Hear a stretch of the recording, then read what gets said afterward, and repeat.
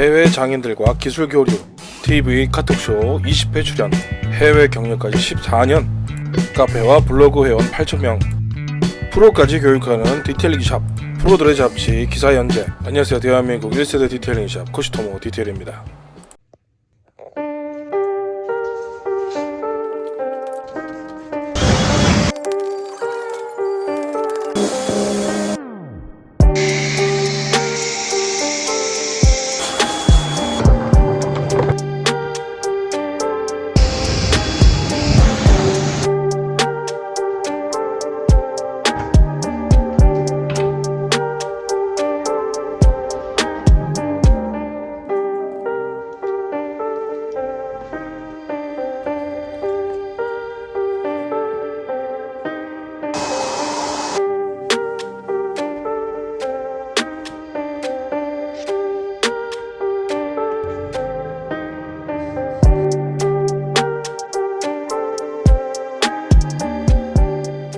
오늘은 세차 자극 영상 내지는 세차 순서 정리하는 영상이에요.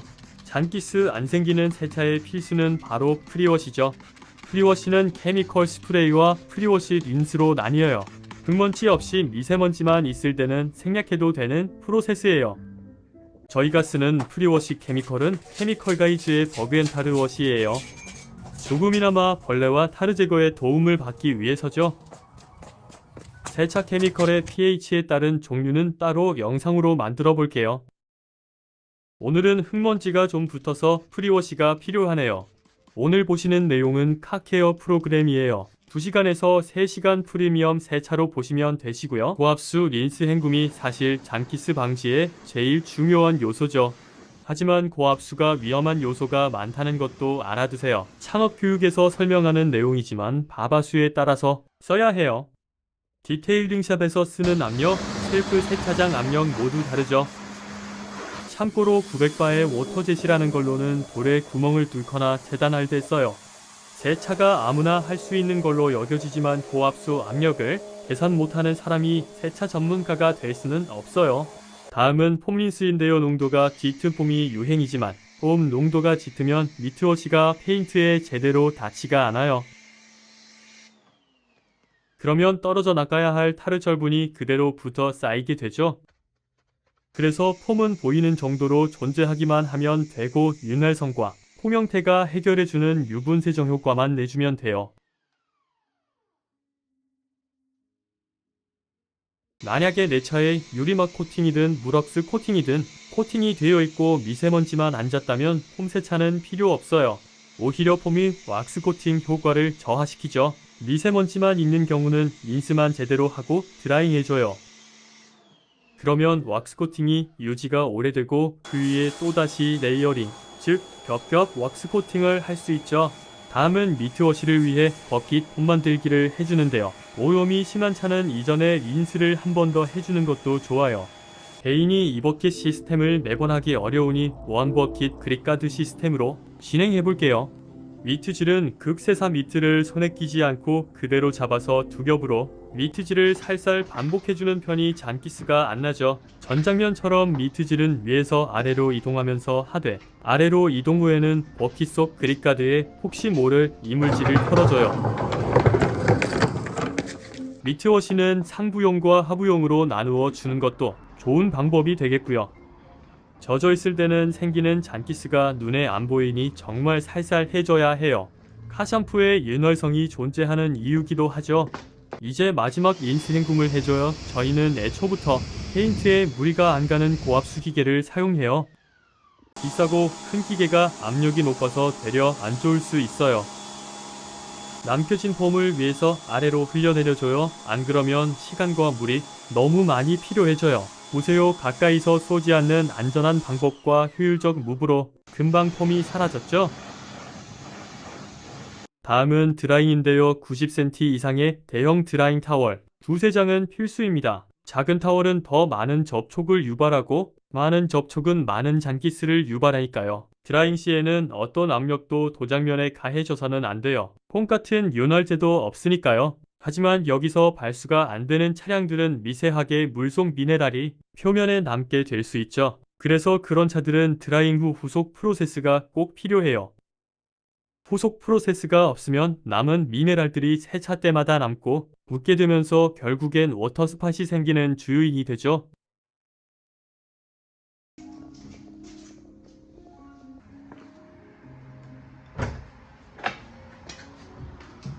보호제명 드라잉 타월은 작고 푹신한 소재로 따로 사용 중이에요. 카케어의 인질룸 케어는 포함이 안 되지만 페라리는 밖에서 유리를 통해 훤히 보이네요. 비싼 차 비용을 더 받는 것이 말이 안 되지만 페라리는 확실히 손이 더 많이 가네요.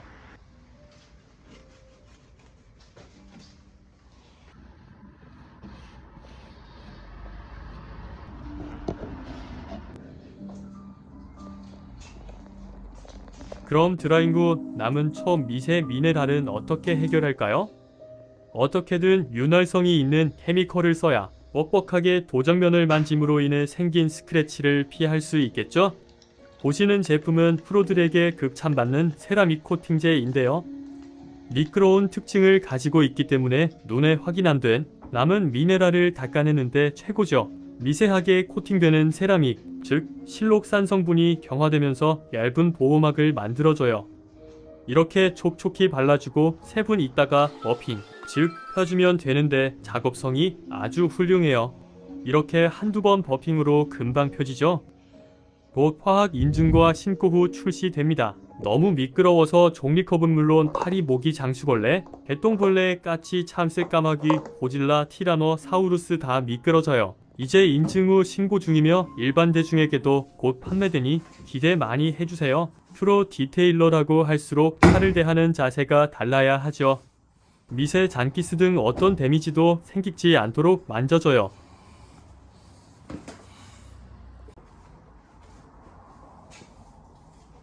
출시를 앞둔 무럭스 버핑하는 거 보여드릴게요.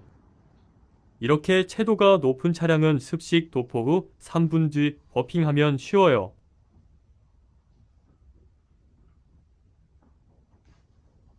잔사 없이 말끔 깔끔해졌죠? 성능이 아무리 좋은 무락스도 너무 버핑이 어려우면 손이 안 가잖아요.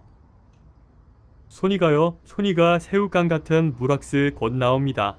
도장된 휠들도 똑같이 페인트에 최적화된 야마나 카코 세라믹 코팅을 해줘요. 브레이크 분진이 많이 붙는 곳이라 오히려 바디보다 더 꼼꼼히 코팅을 해주며 관리해야 하는 곳이죠. 오늘의 296g TS 페라리는 머플러가 상당히 위쪽에 위치해서 배기구 카본 오염이 너무 잘 보이네요. 카본 오염도 스케일 리무버로 어느 정도 정돈이 가능합니다. 제일 심한 부분 한번 해볼게요.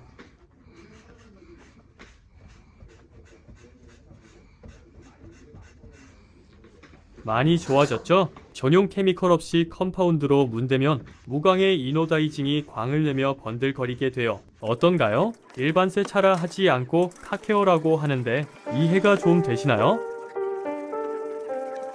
간단한 실내 청소까지 마치면 카케어가 완료돼요.